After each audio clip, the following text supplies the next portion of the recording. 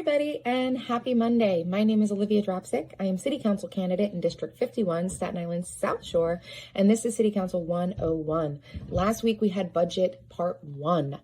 This huge city budget for New York City that is larger than most states really deserves a lot of videos for us to truly understand before we make comments as to if it's being budgeted correctly or if enough attention is being paid in the right places. We need to actually know all the different pieces of it and how it works. And so that's where these videos come in. This is part 2, the timeline. What does it look like? What kind of life does this budget go through before we see it put into effect? So a fiscal year in New York City runs from July to June 30th. That's where the budget's working. In January, every January, the mayor puts out a preliminary budget. This January, the mayor put out a budget of $92.28 billion. And obviously this budget looked a little different from the past. We are facing serious cuts. We are facing serious loss in tax revenue, $10 billion worth.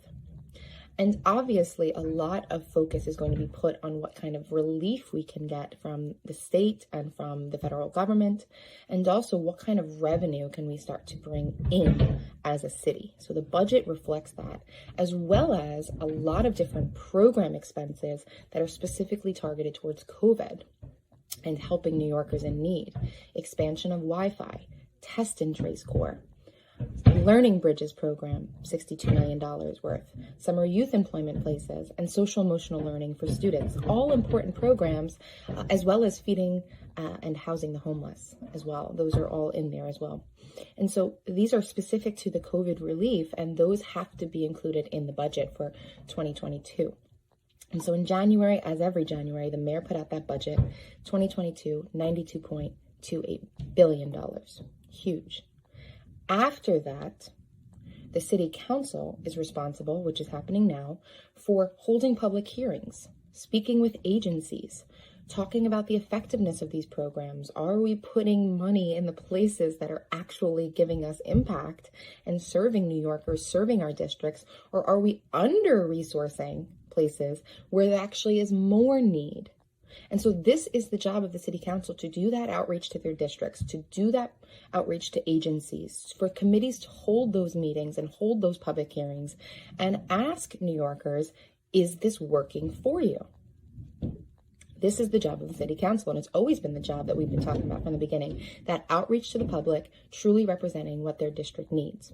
And so these hearings will go on, and the city council will return a response to the mayor that is a formal analysis and response on that preliminary budget.